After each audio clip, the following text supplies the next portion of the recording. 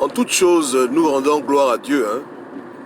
Parce que même quand l'homme accomplit quelque chose, entre parenthèses, d'exceptionnel, la gloire revient au Créateur suprême, Nzambé. Tout à l'heure, j'ai abordé un sujet sensible sur les ethnies. Et j'ai dit aux Gabonais qui sont nés récemment, et même à d'autres Gabonais, que l'indépendance du Gabon n'est pas le fruit d'une bagarre que nous avons livrée à la France, d'une guerre d'indépendance. Les Haïtiens ont livré la guerre à la France, les Algériens ont livré la guerre à la France, les Vietnamiens ont livré la guerre à la France. Donc plusieurs nations ont combattu Marianne pour obtenir leur indépendance.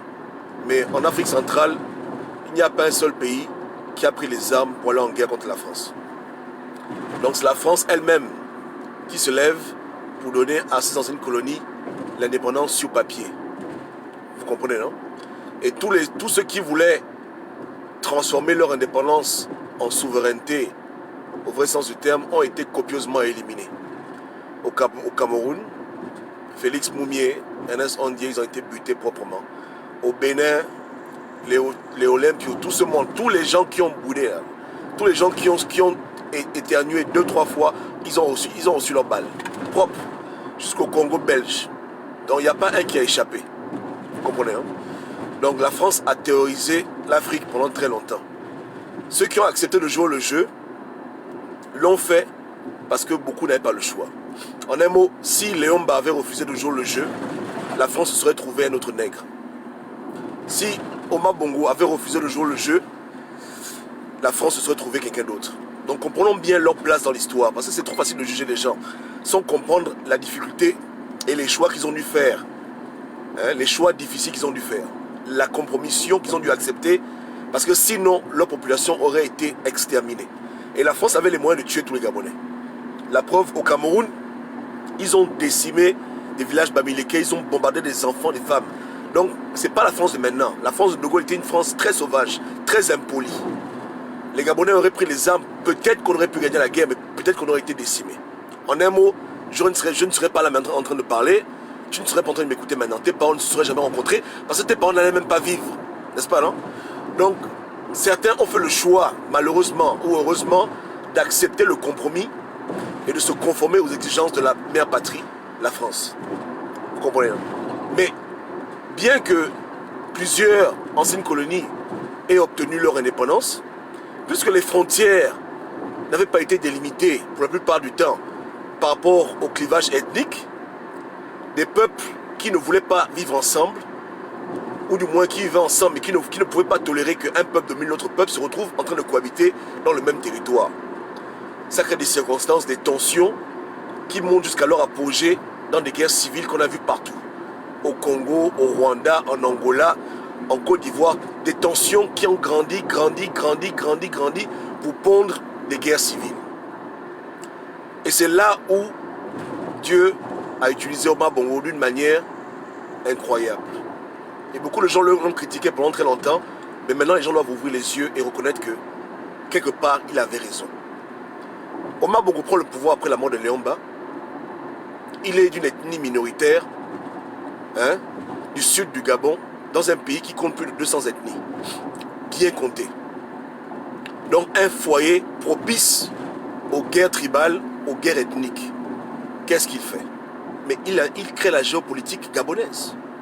Il s'arrange à avoir un gouvernement multicolore et multiethnique, en dépit des incompétences, en dépit du manque de patriotisme.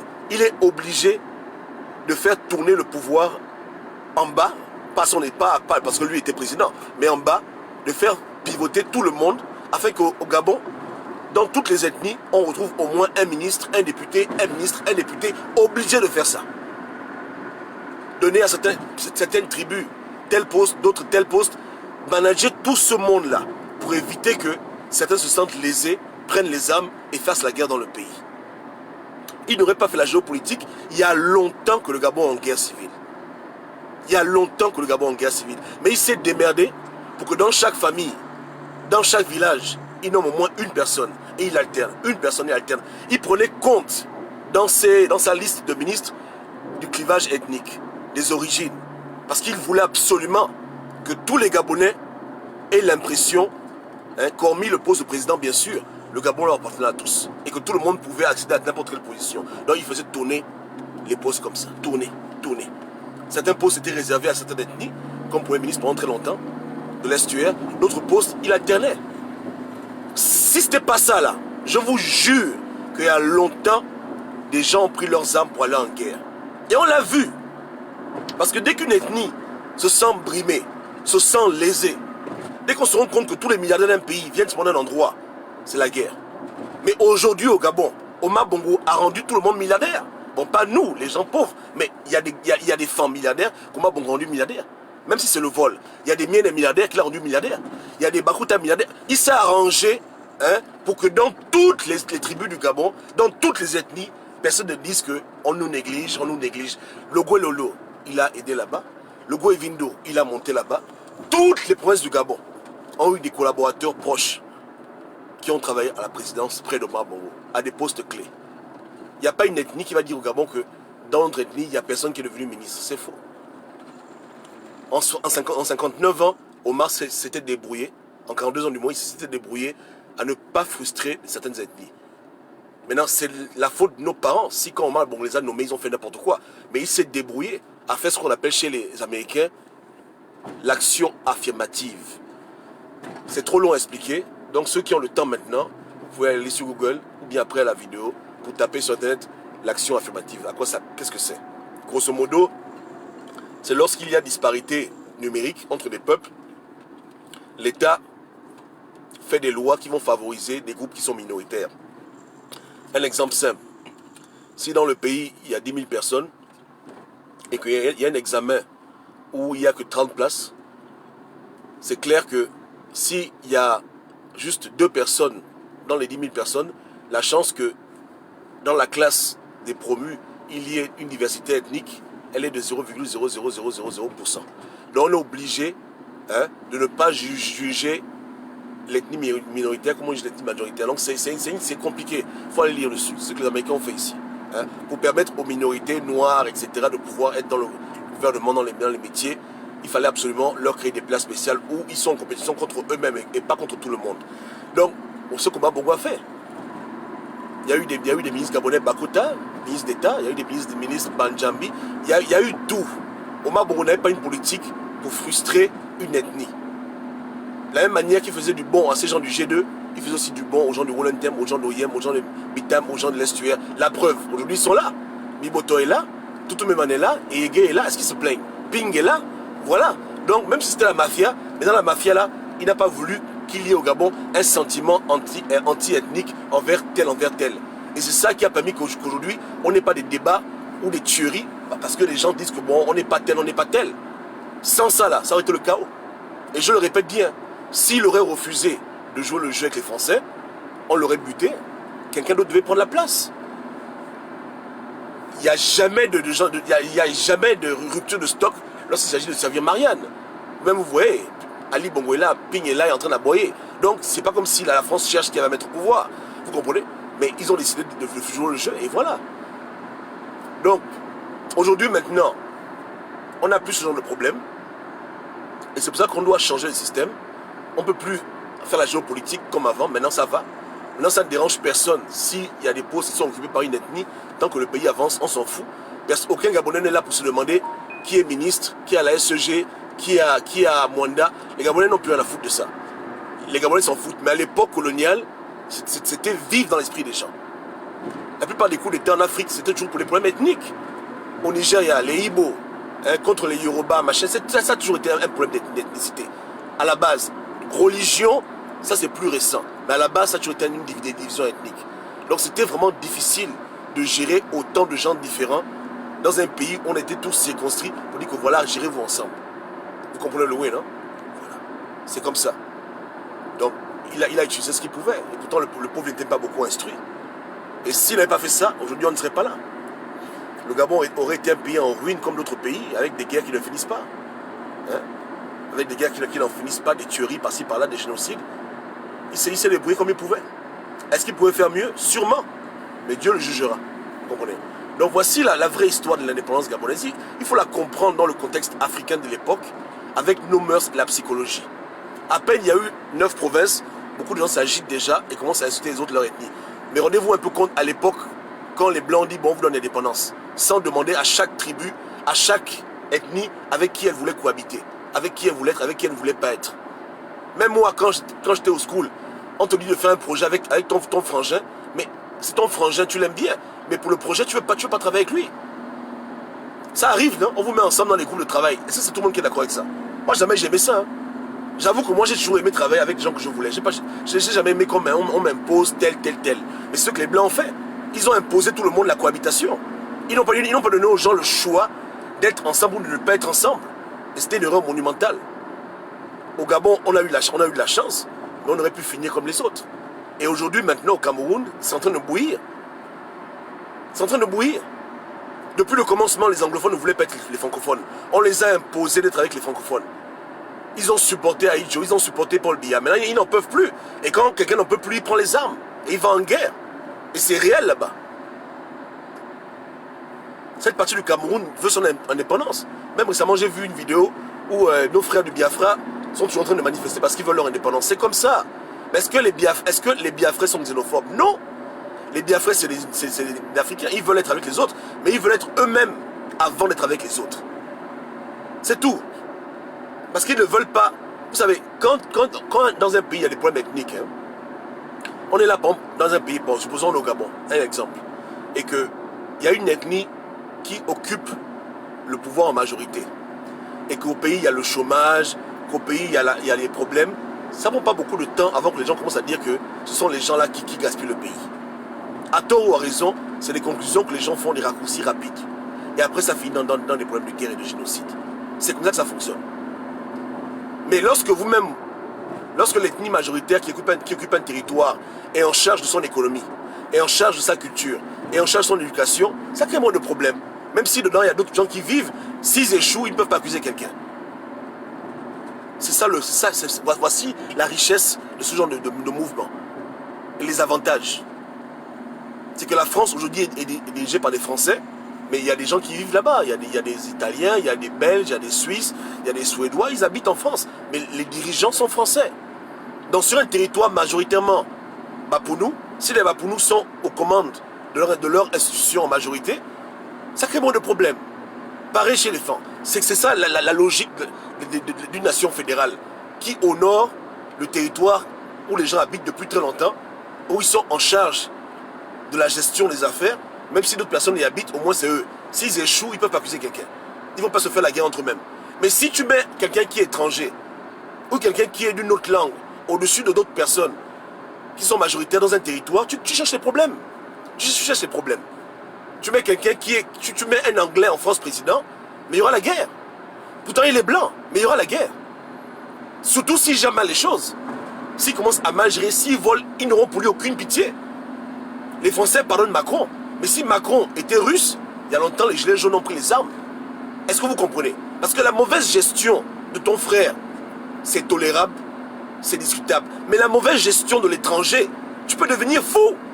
Les gens ne tolèrent pas, si tu comprenais. Hein. Et avant que les Blancs ne mettent les frontières, qu'on le veuille ou non, on était des étrangers les uns envers les autres. Chacun vivait dans son coin. Chacun vivait dans son coin. Chacun avait son territoire. Bon, après, on dit que bon, là c'est nos frères. Après la rivière, là, c'est la terre telle. Après la rivière, là, c'est la terre telle. Vous comprenez le way? Donc, c'est un miracle que le Gabon n'ait jamais vécu une guerre ethnique, une guerre civile liée à ce problème d'ethnie, etc. Et on doit remercier Dieu et la manière à laquelle il a utilisé Omar Bongo pour empêcher la catastrophe. Même s'ils ont mal géré le pays, même s'ils ont volé, s'ils n'avaient pas fait ça là, aujourd'hui on n'est pas là pour parler. Aujourd'hui on a déjà disparu. C'est réel. C'est vraiment réel. Donc moi je répète encore que les Blancs ont mal fait. Ils ont mal fait. Voilà pourquoi nos frères camerounais payent le prix. Voilà pourquoi nos frères nigériens payent le prix. Toute l'Afrique paye le prix de la division du continent.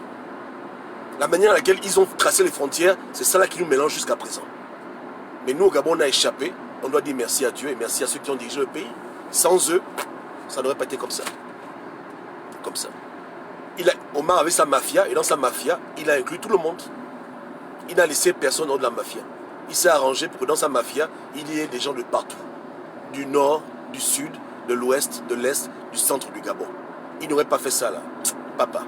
S'il avait fait les business qu'on voit en Syrie là, ou bien en Libye, il n'y a que sa province où il y a des milliardaires. Il n'y a que sa province où... Et puis le gouvernement gabonais, la tête jusqu'aux pieds. Tout le monde est du Haut-Togoué. Mais la guerre a éclaté depuis. Depuis. Le Gabon est déjà en train de brûler depuis longtemps. C'est même pas une question. Vous comprenez? Voilà. Mais il avait le souci d'inclure tout le monde dans sa mafia. D'inclure tout le monde dans sa famille. Et c'est pour ça qu'il avait des femmes partout. Parce qu'il voulait inclure. Il ne voulait pas frustrer quelqu'un. En fait, en un mot, il n'était pas xénophobe. D'autres dictateurs ont pris le pouvoir. Ils ont seulement voulu mettre en haut leur famille. Ils ont seulement voulu mettre en haut leur département. Ils n'avaient pas le souci d'essayer de plaire à tout le monde, essayer de corrompre tout le monde. Ils ont seulement voulu corrompre les leurs. Ça a créé des guerres civiles. Ça a créé des guerres civiles.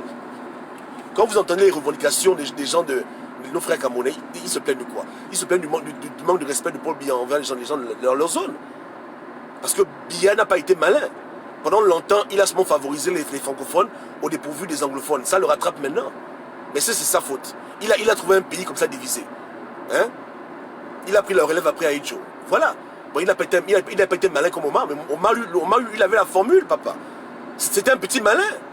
Sassou est venu au Congo. Il s'en fout. Les Mboshi, les Mboté, allez, tout le monde là. Il n'a rien à foutre. Tu vois un peu là?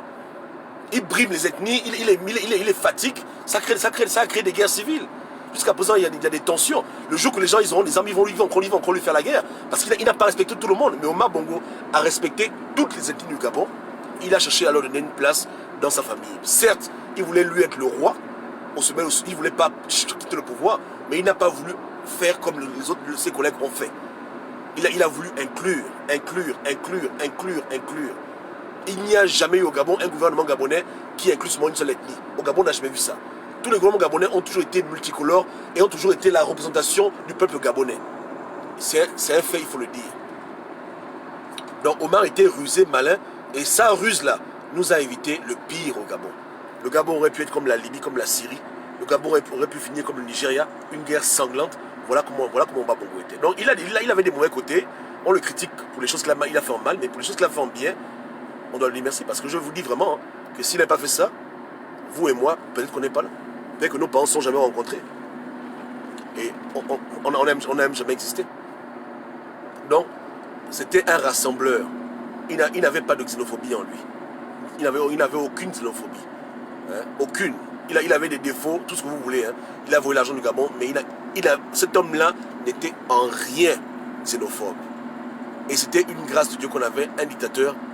Désolé pour ça. Vous avez dit que c'est la démagogie. C'est pas la démagogie. Il faut faire la part des choses. Un dictateur non xénophobe. Voilà. Désolé. Mais tu vois ailleurs, c'était pas le cas. Ailleurs, les gens... Non. Les gars prennent le pouvoir et puis ils disent, bon, moi c'est ma famille et moi, le reste, j'ai rien à foutre. Et ça crée des problèmes. Maintenant, au niveau des religions, c'est pareil. Tu vois un pays comme l'Arabie Saoudite, il y a des sunnis, il y a des chiites. Ils donnent aux chiites leur place. Il y a des mosquées chiites là-bas. Ils doivent respecter les autres. Parce que, comme je dis, il y a l'ethnie et il y a la religion. Voici les deux choses qui créent des guerres sur Terre, en majorité. L'argent, après, c'est après, mais c'est d'abord ça, d'abord. Hein? Des peuples qui veulent être souverains de leur terre. Ok? Voilà. Donc, les Blancs ont très mal fait les choses, mais Dieu a utilisé Omar Bongo pour que le Gabon évite la catastrophe. C'est tout. Houphouët-Boigny n'a pas fait ça.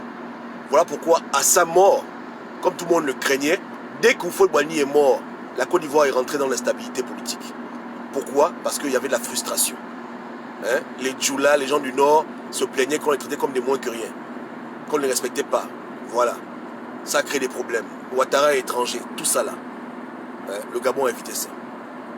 En un mot, il y a des voleurs dans toutes nos familles. On doit dire la vérité. Hein? Tout le monde a au moins un voleur de sa famille. Un ancien PDGiste. J'ai menti. Ah voilà. Donc, il n'y a pas... Les seuls qui ont été peut-être laissés à l'écart de la gérance du pays en bien ou en mal, c'est les pygmées. Mais eux, ils n'ont jamais voulu être dans les affaires d'État. Donc, c'est les seuls au Gabon. Parce qu'ils vivent dans la forêt, eux, ils se gèrent. Mais tout le reste, là, toutes les ethnies, tout le monde, tous les villages des cantons, Omar s'est arrangé à respecter tout le monde. Il a respecté tout le monde, il a honoré tout le monde. Il faut le reconnaître. Il faut le reconnaître et il faut préserver cet héritage. Un homme ne peut pas se démerder à sa manière, à faire que les gens soient ensemble et pour un rien, 42 ans plus tard, 50 ans plus tard, les Gabonais vont se déchirer dans les problèmes ethniques. C'est ridicule. C'est bête. Moi, après, j'ai dit que vos activistes, quand ils disent que non, le Grand Nord est mouton, doivent faire attention parce qu'on sait qu'au Grand Nord, tous sont les fans. Donc, ils insultent qui les fans. Les gens doivent faire attention avec leurs propos. Les blagues sur les ethnies doivent cesser. Donc, il y a beaucoup de gens irresponsables qui, depuis le confort de la France, font des posts à la con. Ils veulent nous mélanger. Hein? Ils veulent nous mélanger et on doit faire attention à ce genre de personnes. C'est des gens qui sont inconscients, inconsidérés. On ne blague pas avec l'ethnie de quelqu'un et on ne fait pas les posts pour se moquer d'un peuple, d'un territoire où les gens sont majorité d'une ethnie. C'est du banditisme, chercher des problèmes. Après, quand vous taxe de xénophobe, vous dites que vous n'êtes pas xénophobe. C'est ça la xénophobie. Et Omar Bongo, que tout le monde critique, qui n'a pas fait l'école, il était plus sage que vous. Il n'a jamais tenu de propos xénophobes dans sa vie. On n'a aucune vidéo, aucun texte, aucune déclaration de Omar Bongo où il était xénophobe. Jamais, en 42 ans de règne au Gabon, il n'a jamais été xénophobe. À huis clos comme en public. Il n'a jamais fait de blagues sur les gens, sur les ethnies. C'était un homme qui avait le respect de tous les peuples gabonais. Il avait compris que s'il veut rester au pouvoir longtemps, il doit respecter tout le monde. Il doit honorer tous les départements du Gabon. Cet homme-là. Donc lui qui était un diable, il respectait les Gabonais. Maintenant, vous, activistes de Ping en particulier, qui dites que les Gabonais sont des moutons en Grand Nord, vous prenez pour qui? Vous voyez qu'aujourd'hui, les gens pensent qu'ils sont mieux que les anciens, alors qu'ils sont même pires que les anciens. C'est déplorable. Donc, non, moi je dis réponds à mon frère PH que il n'y a pas que les Gabonais ne sont pas violents. Hein. Les Gabonais peuvent être violents. Mais les Gabonais n'ont pas été habitués à se détester les uns les autres. Parce qu'ils ont eu un président qui les a amenés à collaborer ensemble ou bien à voler ensemble, à manger ensemble, à la rigueur. Parce qu'il y a quand même eu au Gabon un coup d'État. Et ça aurait pu être violent en 64. Mais si jamais il n'y a eu des replis identitaires qui ont poussé à des guerres civiles, parce qu'il n'y avait pas une politique qui frustrait les gens dans leur identité culturelle ou bien ethnique. La géopolitique de Omar Bongo a permis que tout le monde sente qu'il avait quand même sa place dans le Gabon et que tout le monde avait un parent là-bas au gouvernement qui volait ou bien qui arrangeait le pays. Sans ça, le Gabonais qui n'est pas violent aurait été violent. Mais la preuve, le Gabonais est violent. Puisqu'on le voit maintenant, nos sœurs tuent leurs copains. Les crimes rituels, c'est pas ça la violence. Mais la violence ethnique aurait pu aussi venir. Nous ne sommes pas différents des Rwandais ou bien des autres. Sauf que nous, on n'a pas eu les mêmes conditions. Comme dit mon frère, les CNTP, conditions normales de température et de pression. Tu mets un bantou dans les mêmes conditions, il va faire la guerre. C'est comme ça. L'environnement a beaucoup influencé. Dans la gouvernance, d'Omar Bongo a beaucoup aidé à ne pas vivre ce genre de choses. Donc, tous les présidents france-africains n'ont pas eu cette vision. Beaucoup ont été xénophobes, beaucoup ont privilégié d'autres. Beaucoup ont fait la politique de leur ethnie. Omar Bongo n'a jamais fait ça et voilà pourquoi le Gabon n'a pas été en guerre, c'est tout. Tu penses que, un exemple simple, il y a des tribus au Gabon, tu ne vas pas les brimer toute ta vie. Hein? Mais quand ils voient que leurs propres frères se retrouvent au gouvernement gabonais, ça les calme. Ça les calme, même s'il fait mal. C'est comme ça. Mais comme je dis, ce mode de gérance n'est plus adéquat maintenant. Maintenant, on s'en fout. Moi, honnêtement, j'ai rien à foutre. Si le gouvernement gabonais est rempli d'une ethnie, ça ne me dérange pas. À condition qu'au Gabon, le pays avance, il y a les routes et les ponts. Pour moi, l'excellence, hein, le mérite, le quotient intellectuel doivent être à la base des nominations. On n'a plus besoin de faire ça maintenant. On n'a plus besoin de faire la géopolitique. L'époque là est révolue. Les Gabonais sont assez mûrs, j'espère, assez conscients pour comprendre que l'excellence au-delà de l'ethnie. Je pense qu'on est maintenant mature pour vraiment émerger de ce système. Mais ce système-là a joué son rôle. Maintenant, c'est terminé. Ça avait son rôle. À l'époque, il y avait un but pour ça. Mais le temps est révolu maintenant.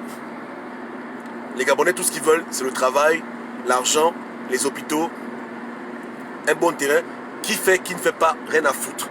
La preuve, Dontima a fait son université, j'ai vu tous les frangins gabonais célébrer. Hein? Les gens étaient contents partout. Les Batékés, tout le monde, les femmes, les miens, tout le monde était content.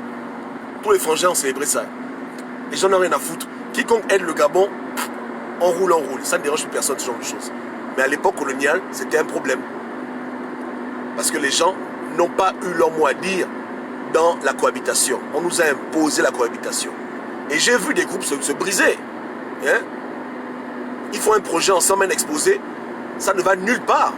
Le professeur leur dit, écoutez, c'est pas la peine. Séparez-vous, parce que là, ça ne produit rien. Là. C'est comme ça. Mais quand on demande aux gens de faire leur propre groupe, là, maintenant, c'est bon.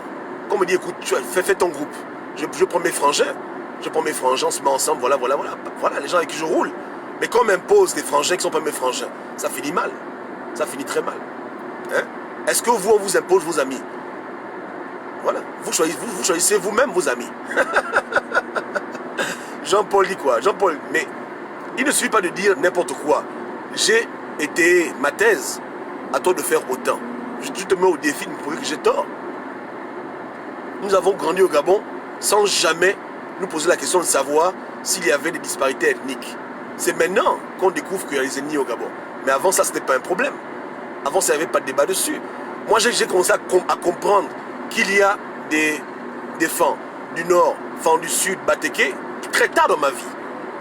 Mais à l'école primaire, quand on était au CP2, personne n'y pensait. Personne n'y pensait. Nos amitiés avec nos frères du quartier n'étaient jamais basées sur l'ethnie. Et ça, c'est grâce à Omar Bongo. Il ne nous a pas appris à être divisés, il nous a appris à être ensemble. Donc tes potes d'enfance, ce n'étaient pas des potes par rapport à leur ethnie. Moi j'ai grandi à Pog. Pratiquement tous mes potes de Pog sont des Mienais. Mais je ne savais même pas qu'ils étaient Mienais jusqu'à ce que je comprenne ce que c'est être Mienais. Moi j'étais même pas au courant de ça moi. Mais on était des bons amis, des frangins. Ils viennent chez moi, je vais chez eux. Vraiment, mais l'amour parfait. Donc on a grandi dans ce climat qui était favorisé par Omar Bongo. Maintenant, après, le pays l'a mal géré, il a volé le pays. Je n'ai pas dit le contraire. Mais pour ça, il a fait du bon par rapport à ça. Il ne nous a pas enseigné à avoir de la haine envers les autres. Il ne nous a pas enseigné à être xénophobe. Parce que lui-même, à la tête de l'État, c'est ce qu'il faisait. Il disait à tout le monde que venez manger avec moi. C'est pas ça. Hein? Voilà. Et au début des choses, même Ping, c'est ce qu'il a fait, non? Il a fait une coalition multicolore. Il n'a pas fait une coalition seulement de gens de Ramboué. Donc voilà. Je parle dans un contexte, c'est ce que toi tu n'arrives pas à comprendre, Jean-Paul, qu'il faut apprendre à critiquer les gens sur des secteurs précis. Ce n'est pas un bilan total et global de la personne d'Omar Bongo, c'est une critique par rapport à une politique qu'il a engagée pour un problème ethnique qui fait des ravages sur la toile. Est-ce que ton cerveau arrive à comprendre ces choses? Est-ce que tu peux segmenter ta pensée pour ne pas tout mélanger, ne pas faire l'amalgame et pour rester dans le foutu sujet? On ne parle pas ici de la gérance du Gabon en termes d'infrastructure, en termes de développement. On parle ici de la gestion des âmes par rapport aux sensibilités ethniques, culturelles du Gabon avant l'indépendance et pendant l'indépendance quand ils ont pris le pouvoir. Est-ce que tu comprends ça ou bien tu es bête à ce point-là? Tu es idiot comme ça, pourquoi? Hein? On n'écoute pas mes vidéos comme on écoute Tintin au Congo. Prends la peine de t'asseoir et de bien comprendre le secteur, le contexte de mes paroles. Je parle français ou bien je parle quelle langue? Pourquoi tu es idiot comme ça? Fais un effort, mon Dieu. Ne sois pas bête. Hein? Pour d'autres aspects d'Omar Bongo, on le critiquera durement pour sa gestion des affaires. Mais je parle de la manière à laquelle il a appréhendé la question multiculturelle et multiethnique du Gabon, qui aurait pu éclore en une guerre civile, comme nos frères d'ailleurs. Et l'importance pour nous de maintenir cette cohésion sociale malgré notre diversité. Est-ce que tu piges? Bien, je vais te faire un dessin. Moi, je conseille aux gens de Ping de ne plus venir voir mes vidéos. Je commence à être fatigué de vous. Tous les gens du QG ne venez plus voir mes vidéos. Parce que vous êtes trop tarés. Hein? Vous aimez tout mélanger et tout embrouiller les gens. On parle d'un problème d'ethnie. Par rapport à ces pères de l'Afrique, il a fait mieux que tout le monde. Il faut le reconnaître. Il a mieux fait que Mobutu, il a mieux fait que Sassou. Par rapport à cette question ethnique, il a fait mieux que eux tous. Il a eu la meilleure approche. Bien qu'il était corrompu, bien qu'il ait volé, bien qu'il ait tué le Gabon, qui va nier ce genre de choses? Il a fait ses crimes. Est-ce que quelqu'un est en train de vouloir qu'il nie ses crimes? Mais quand on demande à un Gabonais, tu es Bapounou? Oui. Tu es fan? Oui. Comment depuis 42 ans vous vivez ensemble, jamais de bagarre? Même des cases publiques, on n'a jamais vu ça au Gabon. Hein? On est là, on dit bon, les fans sont allés taper les Bapounou. Rien. On n'a jamais vu ces choses-là. Religieusement parlant ou ethniquement parlant. Ça, on le voit tous les jours ailleurs dans d'autres pays. Même en Afrique du Sud, les gens ils ont ce problème-là. Là. Contre leurs frères étrangers. Mais au Gabon, on n'a jamais eu ça. La seule fois où je me rappelle où les Gabonais ont tapé leurs frères,